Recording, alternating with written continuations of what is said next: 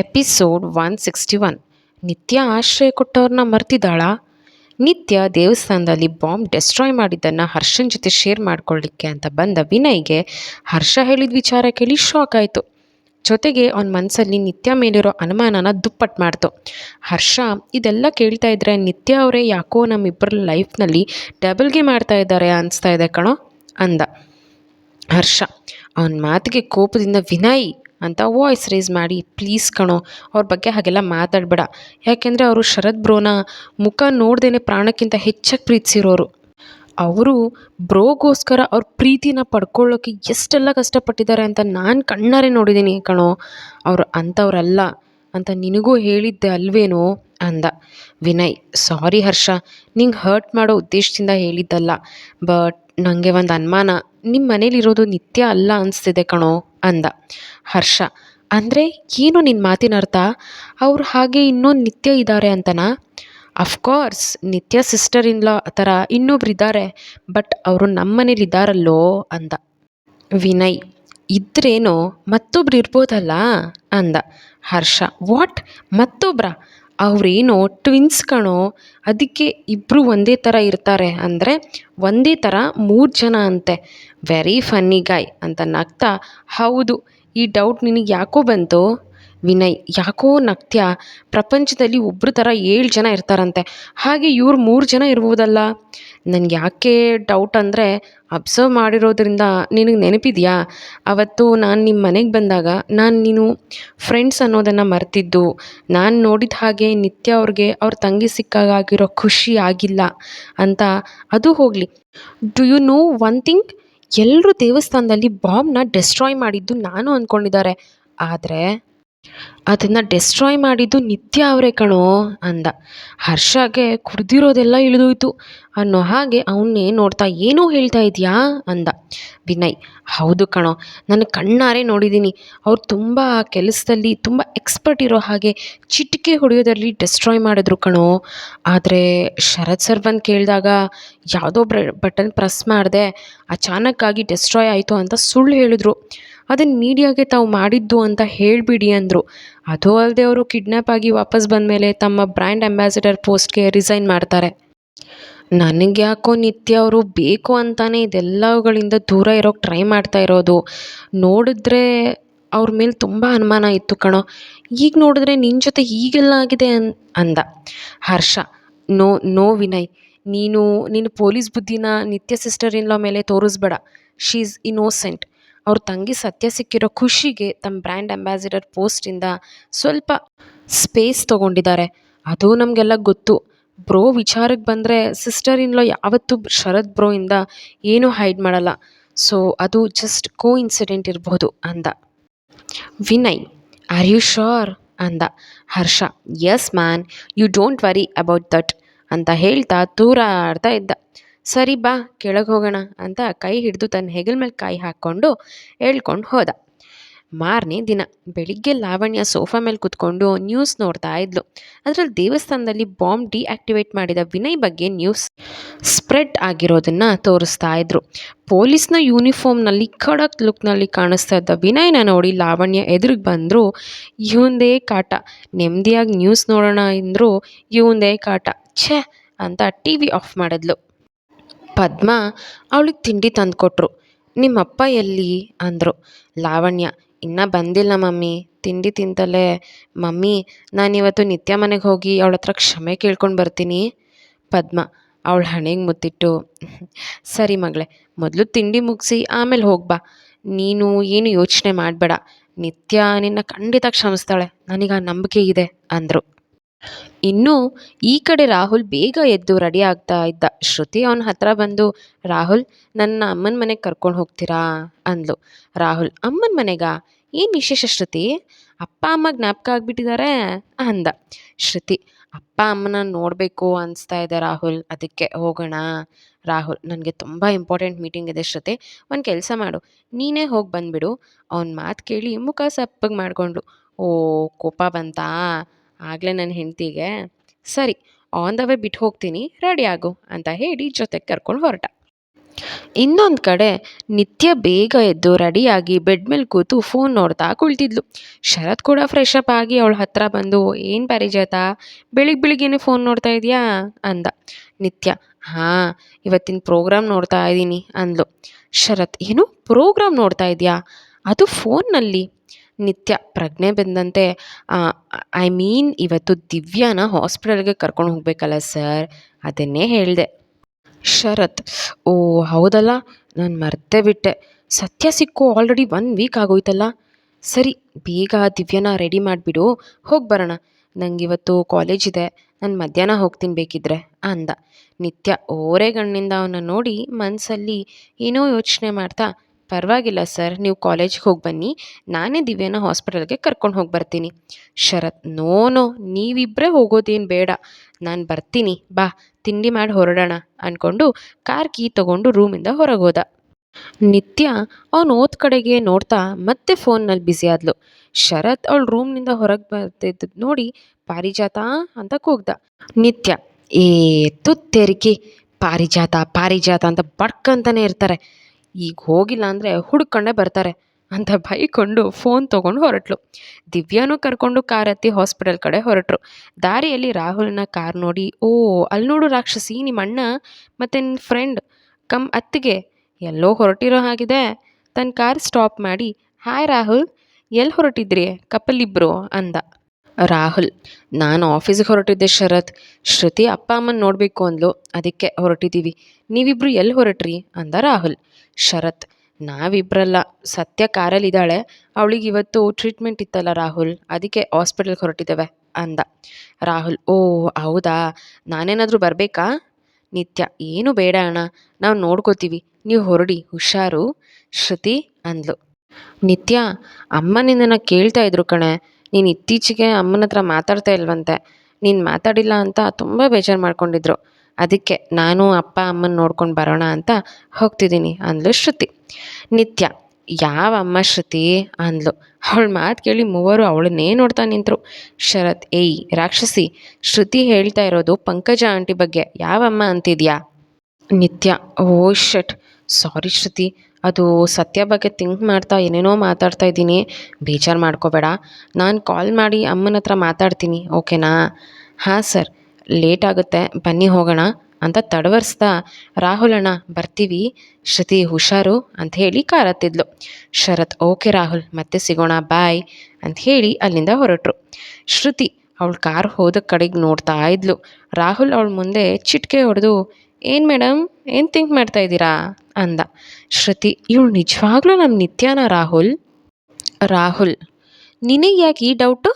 ಶ್ರುತಿ, ಅಲ್ಲ ರಾಹುಲ್, ಎಷ್ಟು ಬ್ಯುಸಿ ಇದ್ದರೂ ನಿತ್ಯ ಅಮ್ಮನಿಗೆ ಬೇರೆ ಪ್ರಿಫರೆನ್ಸ್ ಕೊಡ್ತಿದ್ಲು, ಈಗ ಯಾವಮ್ಮ ಅಂತಾಳೆ, ಅದು ಅಲ್ಲದೆ ನಮ್ಮ ಅಮ್ಮನ ನಿತ್ಯ ಅಮ್ಮ ಅಂತ ಕರೆಯೋದೇ ಇಲ್ಲ.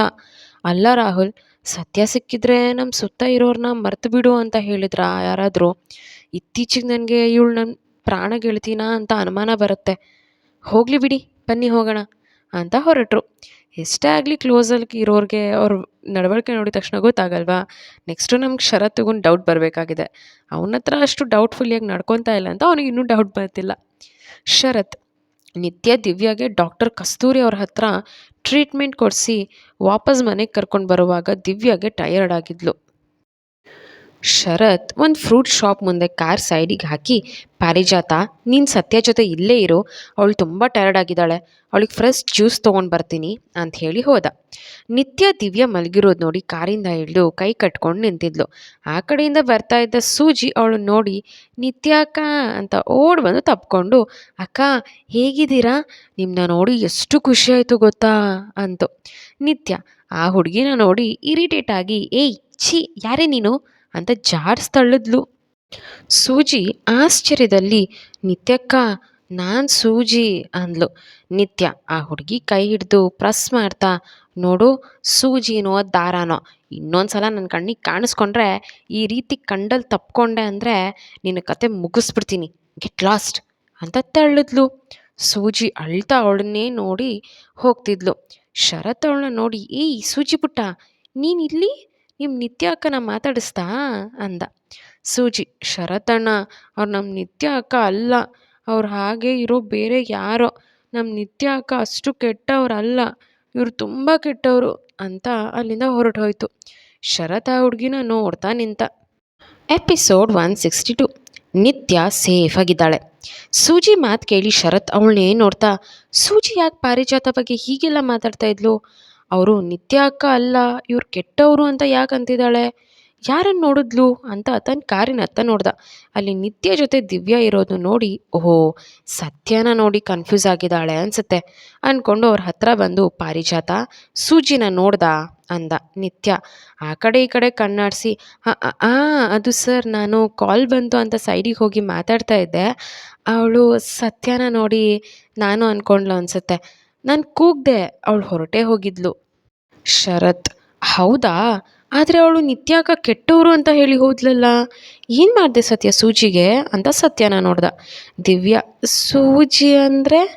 ನಿತ್ಯಾಗೆ ಒಂದು ಕಾಲ್ ಬಂತು. ಅವಳು ಆ ನಂಬರ್ನ ಮಿರರ್ ಅಂತ ಸೇವ್ ಮಾಡಿದ್ಲು. ತನ್ನ ಫೋನ್ ನೋಡಿಕೊಂಡು ರಿಸೀವ್ ಕೂಡ ಮಾಡಿದೆ. ಶರತ್ ನೋಡಿ ಗಡಿಬಿಡಿಯಲ್ಲಿ, ಹೋಗಲಿ ಬಿಡಿ ಸರ್, ಬನ್ನಿ ಹೊರಡೋಣ. ಶರತ್ ಹಾಂ ತಗೋ ಸತ್ಯ, ಈ ಜ್ಯೂಸ್ ಕುಡಿ, ಸ್ವಲ್ಪ ರಿಲ್ಯಾಕ್ಸ್ ಆಗುತ್ತೆ ಅಂತ ಅವಳಿಗೆ ಕೊಟ್ಟ. ಅವಳು ಜ್ಯೂಸ್ ಕುಡಿದು ನಂತರ ಮನೆಗೆ ಕರ್ಕೊಂಡು ಬಂದ.